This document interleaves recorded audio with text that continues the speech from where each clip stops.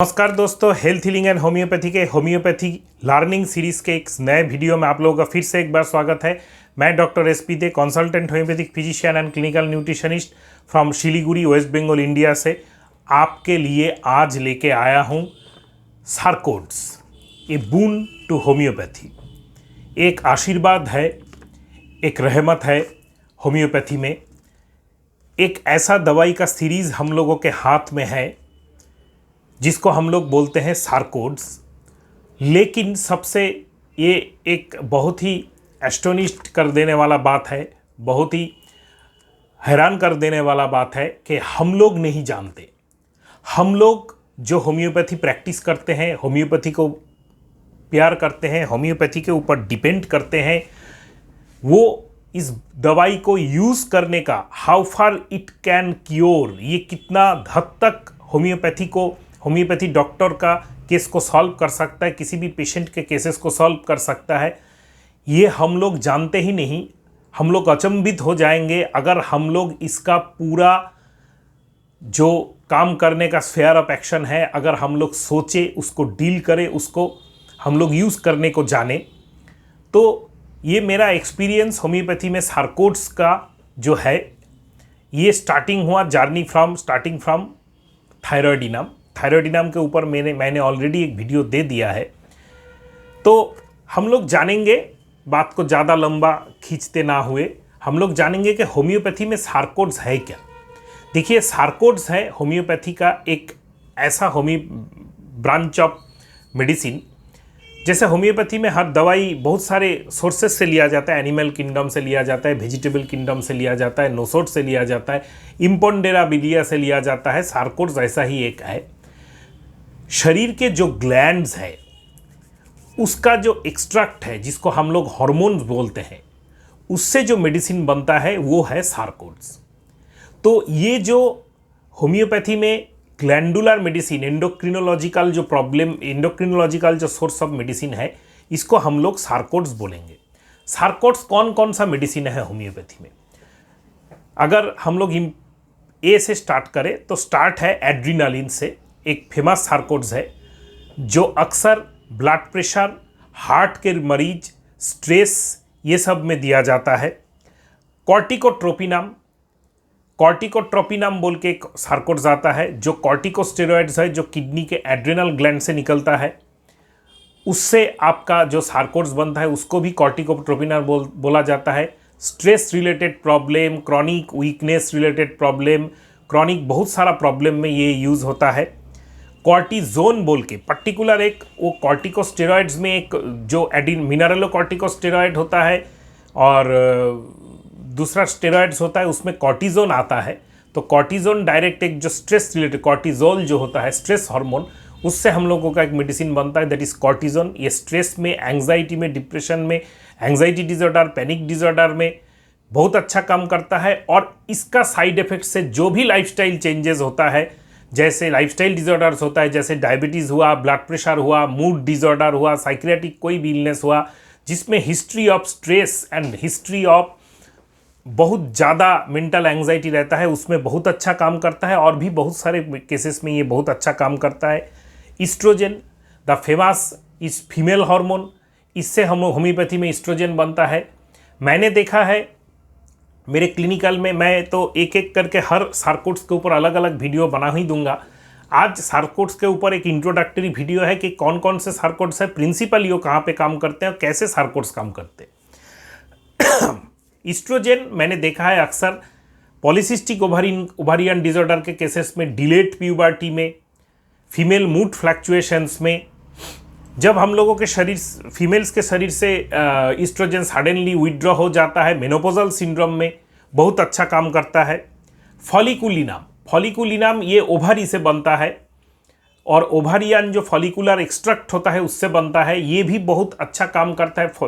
Female जिनको ovulation ठीक से नहीं होता है, पॉलीसिस्टिक ओवारियन केसेस में, इनफर्टिलिटी के केसेस में, इन सब केसेस में फॉलिकुलिनम बहुत अच्छा काम करता है। हिस्टामिनम मैं बहुत क्लिनिक में यूज़ करता हूँ।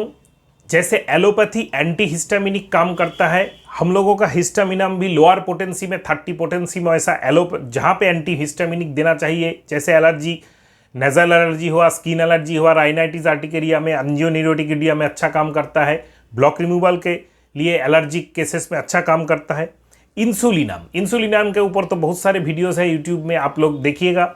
इंसुलिनाम अक्सर डायबिटीज़ में बहुत अच्छा काम करता है। डायबिटिक्स के जो कॉम्प्लिकेशंस हैं उनमें भी बहुत अच्छा काम करता है, और प्री डायबिटिक स्टेट्स में भी इंसुलिनाम बहुत अच्छा काम करता है। इंसुलिन रेजिस्टेंस के केसेस में भी इंसुलिनाम बहुत अच्छा काम करता है। मेलानड्रीनाम हम लोगों का एक ऐसा उफोरिनाम ओवारियन एक्सट्रैक्ट होता है। मेलानड्रीनाम नहीं, उफोरिनाम एक ओवारियन एक्सट्रैक्ट होता है जो अक्सर काम करता है ओवारियन डिसऑर्डर में, ओवारियन सिस्ट में काम करता है, चाहे सिंपल फॉलिकुलर सिस्ट हो, जो फंक्शनल सिस्ट बोला जाता है, हिमोरेजिक सिस्ट हो, डार्मोइड सिस्ट हो, या ओवारियन कोई भी रिजर्व बन गया है, ओव्यूलेशन ठीक से नहीं हुआ है, एंटीमुलेरियन हार्मोन लेस है, ओवारियन पॉलिसिस्टिक ओवारियन डिसऑर्डर्स में अच्छा काम करता है। ऑक्सीटोसिन जो पोस्टीरियर पिट्यूटरी से निकलता है, जो मिल्क प्रोडक्शन में अक्सर काम करता है, ये फीमेल जो लैक्टेशन रिलेटेड प्रॉब्लम है उसमें अच्छा काम करता है, एंड उससे रिलेटेड जो डिसऑर्डर्स है जो उससे स्टार्ट होता है तब से बहुत अच्छा काम करता है। Pancreatinum extract from pancreas of animals. देखिए पैंक्रियाटिनम जो होता है, पैंक्रियाटिनम हम लोगों के शरीर में जो पैंक्रियास होता है उससे आपका रिलेटेड जो भी डिसऑर्डर्स है, जैसे फैटी पैंक्रियास हुआ, पैंक्रियाटिक डिजेनरेशन हुआ, डायबिटीज़ हुआ, पैंक्रियाटिक स्टोन हुआ, और इससे रिलेटेड डिसऑर्डर्स में इसके कॉम्प्लिकेशंस के तरह आते हुए जो लाइफस्टाइल डिसऑर्डर है, डायबिटीज़ है, इंसुलिन रेजिस्टेंस है, या डिप्रेशन है, बहुत ओबेसिटी है, पैंक्रियाटिनम अच्छा काम करता है। पेप्सिनम एंजाइम प्रोड्यूस्ड फ्रॉम स्टोमक, इससे हम लोग पेप्सिनम बनाते हैं। पेप्सिनम में हम लोग क्या करते हैं, देखिए एक एंजाइम है जो आपका स्टोमक से आता है, और आजकल के जितने भी पेशेंट्स हैं जैसे acid peptic disorder, gastric reflux diseases, duodenal ulcer, peptic ulcer, ये सब केसेस में पेप्सिनम बहुत अच्छा काम करता है, और इससे रिलेटेड इसके कॉम्प्लिकेशंस में बहुत अच्छा काम करता है। पैराथायरॉयड ग्लैंड, आजकल एलोपैथिक ऑर्थोपेडिक्स प्रैक्टिस में या रिमोटोलॉजिकल प्रैक्टिस में पैराथायरॉयड हार्मोन का इंजेक्शन देना चालू हो चुका है पिछले 8-10 सालों से। आप लोग देखे हैं आर्थराइटिस के पेशेंट्स को, osteomalacia, osteoporosis, osteoarthritis, chronic polyarthritis के पेशेंट्स को अक्सर दिया जाता है। तो उन सब केसेस में भी पैराथायरॉयड हार्मोन का जो रोल है, पैराथायरॉयड ग्लैंड जो नोसोड सार्कोड्स हम लोगों का है, ये अच्छा काम करता है। पिट्यूटरी ग्लैंडुला एंटेरियर, पिट्यूटरी ग्लैंडुला, ये पिट्यूटरी ग्लैंडुला एंटेरियर बोल के जो नोसोड्स हैं, ये अक्सर पिट्यूटरी नाम बोल के आता है। पिट्यूटरी ग्लैंडुला बोल के एक आता है जो पिट्यूटरी नाम बोल के आता है। पिट्यूटरी एंटीरियर बोल के अलग एक सार्कोट आता है, पिट्यूटरी पोस्टीरियर बोल के एक अलग सार्कोट आता है। जो जिस हार्मोन को प्रोडक्शन करता है वो अक्सर काम करता है, लेकिन अक्सर मैं क्लिनिक में पिट्यूटरी नाम यूज़ करता हूँ। पिट्यूटरी नाम जो है ये पॉलीसिस्टिक ओवारी के केसेस में जिनमें मेंस्ट्रुएशन डिलेड हो रहा है, मेंस्ट्रुएशन ठीक से नहीं आ रहा है, ovarian reserve infertility, ovulation failure, इसमें बहुत अच्छा काम करता है। मिसकैरेज के केसेस में भी बहुत अच्छा काम करता है। सेरोटोनिन द मूड हार्मोन, जो सेरोटोनिन बढ़ाने के लिए, जो स्ट्रेस होता है, स्ट्रेस में सेरोटोनिन अक्सर कम हो जाता है, सेरोटोनिन को बढ़ाने के लिए बहुत अच्छा काम करता है। सेरोटोनिन नाम बोल के भी सार्कोट आता है। टेस्टिस बोल के सार्कोट आता है जो अक्सर मेल डिसऑर्डर्स में एंड उसके रिलेटेड प्रॉब्लम में बहुत अच्छा काम करता है। और थायराइडिनम, देखिए थायराइडिनम तो एक ऐसा नोसोड्स है जिसके ऊपर ऑलरेडी मेरे चैनल पे वीडियो है, और जितने भी नोसोड्स के सार्कोट्स के बारे में मैंने यहाँ पे बताया उसके ऊपर मैं काम करूँगा, उसके ऊपर मैं आपके लिए अच्छा इन्फॉर्मेटिव वीडियो लाता रहूँगा, और उसको आप ज़रूर देखिएगा। क्योंकि अगर आप चैनल पे नए हैं, चैनल को आपको सब्सक्राइब करना है, सब्सक्राइब करके बेल आइकॉन को प्रेस करके रखना है, क्योंकि कभी मैं काम का कोई वीडियो लाऊं तो आपको मोबाइल के नोटिफिकेशन में ये दिख जाए और आप ये वीडियो मिस ना करें। और थायराइडिनम, थायराइड के केसेस में हाइपो हो, हाइपर हो, और उससे रिलेटेड जितने भी डिसऑर्डर्स है, खास करके हार्मोनल डिसऑर्डर्स जैसे पॉलीसिस्टिक ओवारी, ओवारी का कोई सीस्ट, ओवारी का problem, menstrual problem, vasomotor disturbances, अगर थायराइडिनम कहाँ काम करता है, कैसे काम करता है, वेसोमोटर डिस्टर्बेंस किसको बोला जाता है, ये सब आपको देखना है तो आपको थोड़ा सा मेरा जो वीडियो है चैनल पे थायराइडिनम के ऊपर वो आपको देखना चाहिए। देखिए जब भी हम लोग नॉर्मल होम्योपैथी दवाई सिलेक्ट करते हैं और वो काम करता है तब तो ठीक है। जब भी वेल सिलेक्टेड मेडिसिन फेल, ये होम्योपैथी में एक बहुत ही फेमस टर्म है कि वेल सिलेक्टेड रेमेडीज फेल, तब हम लोगों को सोचना पड़ेगा कि ये तो पेशेंट लाइकोपोडियम का या पाल्सेटिला का है, मैं दे रहा हूँ काम नहीं कर रहा है।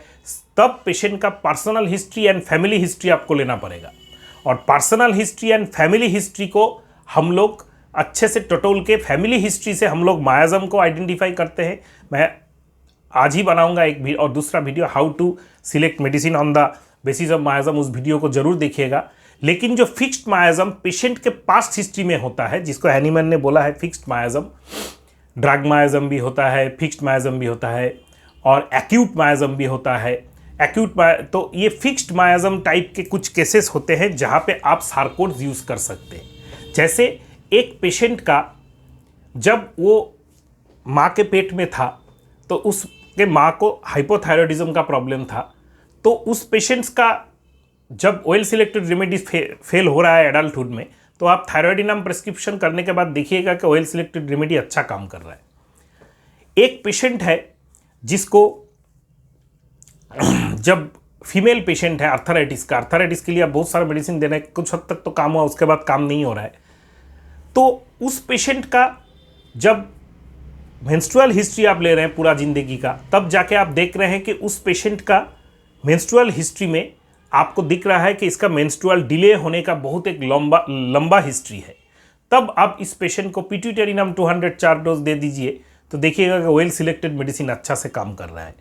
ऐसे करके आपको टटोलना है कि पेशेंट के पास्ट हिस्ट्री में हार्मोनल डिसऑर्डर्स का कोई हिस्ट्री है कि नहीं, या जो पेशेंट का present state of the problem है। एक पेशेंट आपके पास आया है, वो आपके पास वीकनेस लेके कॉम्प्लेन लेके आया है, उसको कोई डायबिटीज़ नहीं है, हीमोग्लोबिन लेवल ठीक है, all the test are normal, लेकिन उसका स्ट्रेस कम नहीं हुआ इसलिए उसका वीकनेस हो रहा है, ये आपने आइडेंटिफाई कर लिया है।